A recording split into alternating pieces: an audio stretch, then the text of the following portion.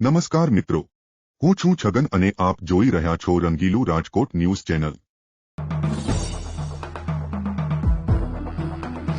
હું ભાઈ ચાચા હા ભતીજા। 83 વર્ષના શરદ પવાર અને 64 વર્ષના એમના ભત્રીજા અજીત પવાર વચ્ચે અત્યારે કંઈક આવા સંવાદો ચાલી રહ્યા છે। આમ તો છેલ્લા 1 વર્ષથી આ બધું ચાલી રહ્યું છે। નમસ્કાર, આપણે આજે વાત કરીએ મહારાષ્ટ્રના પોલિટિક્સની અને એમાંય ખાસ કરીને એનસીપીનું ગોટે ચડે ગયેલું રાજકારણ।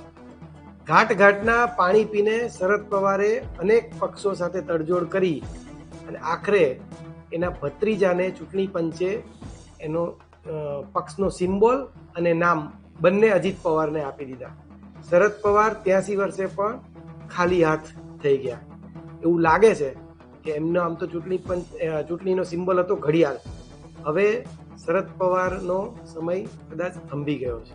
શરદ પવાર પાર્ટીનું નામ અને સિમ્બોલ બંને હારી ગયા છે, એટલે મહારાષ્ટ્રમાં અત્યારે 6 રાજ્યસભાની 6 બેઠકની ચૂંટણી થવાની છે। ચૂંટણી પંચે એમને બુધવારે સાંજે 4 વાગ્યા સુધીનો સમય આપ્યો હતો અને કહ્યું હતું કે તમે 3 નામ સૂચવો।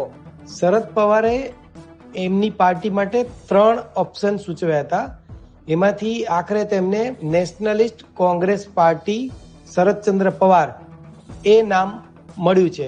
શિવસેના સાથે પણ કંઈક આવું જ થયું હતું। ઉદ્ધવ ઠાકરે અને એકનાથ શિંદે વચ્ચે જે ખટરાગ ઊભો થયો અને એકનાથ શિંદે ભાજપ સાથે બેસીને સરકારમાં બેસી ગયા, એવી જ વાત શરદ પવાર સાથે એના ભત્રીજાએ અજીત પવારે કરી હતી। ઉદ્ધવ ઠાકરેને પણ એના ઉદ્ધવ ઠાકરેની પાર્ટી એટલે કે શિવસેના જે બાલા સાહેબ ઠાકરે સ્થાપી હતી એના માટે લડવું પડ્યું અને એના સિમ્બોલ માટે પણ લડવું પડ્યું।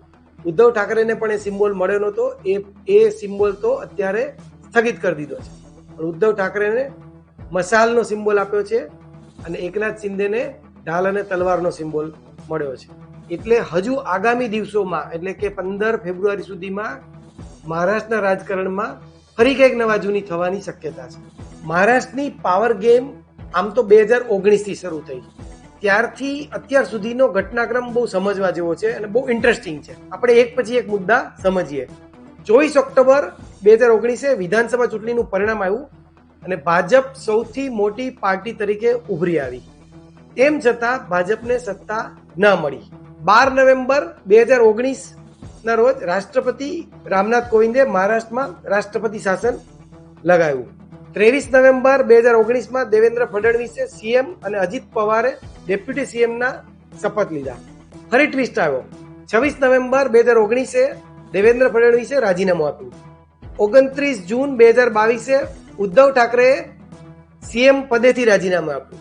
30 જૂન 2022 એકનાથ શિંદે સીએમ અને દેવેન્દ્ર ફડણવીસે ડેપ્યુટી સીએમ પદના શપથ લીધા, એટલે જોડાણ પાછું થયું। 2 મે 2023 શરદ પવારે એનસીપી અધ્યક્ષ પદ છોડ્યું। અહીંયા શરદ પવારની એનસીપી પાર્ટીમાં જે ગડબડ થઈ પરિવારમાં, એ ઘટનાક્રમ શરૂ થયો। 6 મે 2023 શરદ પવારે પોતાનું રાજીનામું પાછું લીધું। આ સમય દરમિયાન બધી ગડબડો શરૂ કરી દીધી પરિવારમાં, એટલે શરદ પવારની પુત્રી અને ભત્રીજા વચ્ચેનો જે આખો વિવાદ છે એ પણ બહાર આવ્યો। 17 જૂન 2023 સુપ્રિયા સુલે અને પ્રફુલ્લ પટેલને એનસીપીના કાર્યકારી અધ્યક્ષ બનાવાયા। 2 જુલાઈ 2023 અજીત પવાર ડેપ્યુટી સીએમ બન્યા। 6 ફેબ્રુઆરી 2024 એટલે કે એક દિવસ પહેલા એનસીપીનું ચિહ્ન અને નામ અજીત પવારને મળી ગયા। આ સમય દરમિયાન પ્રફુલ્લ પટેલ જેમને કાર્યકારી અધ્યક્ષ પણ બનાવ્યા હતા એ પણ હવે અજીત પવાર સાથે આવી ગયા છે, જેમણે શરદ પવાર સાથે છેડો ફાડી નાખ્યો છે। મહારાષ્ટ્રની પેટા ચૂંટણીમાં ઉદ્ધવ ઠાકરેને સિમ્બોલ અને નામના ઓપ્શન આપવામાં આવ્યા હતા। 3 વિકલ્પમાં ત્રિશુલ, ઉગતો સૂર્ય અને મશાલનો સમાવેશ હતો। એવી જ રીતે 3 નામ સૂચવ્યા હતા, એમાં બાળા સાહેબ પ્રબોધનકાર ઠાકરે, શિવસેના ઉદ્ધવ બાળા સાહેબ ઠાકરે એવા નામ આપ્યા હતા। બીજી તરફ એકનાથ શિંદે ત્રિશુલ, ઉગતો સૂર્ય અને ગદા એના ચૂંટણી ચિહ્ન તરીકેની માગણી કરી હતી, પણ પંચે એક પણ આપ્યું નહોતું। ઉગતા સૂર્ય એટલા માટે ના આપ્યો કારણ કે ડીએમકે નું એ ચૂંટણી ચિહ્ન હતું અને એકનાથ શિંદેને આખરે ઢાલ અને તલવારનું ચિહ્ન ચૂંટણી પંચે આપ્યું।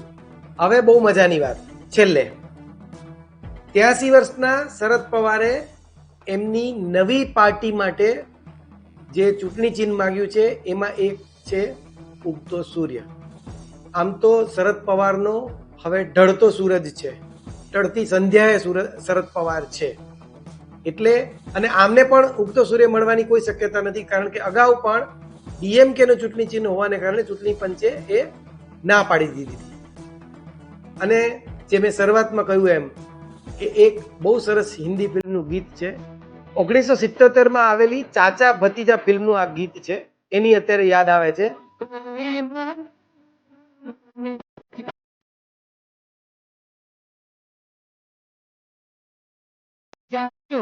ચાચા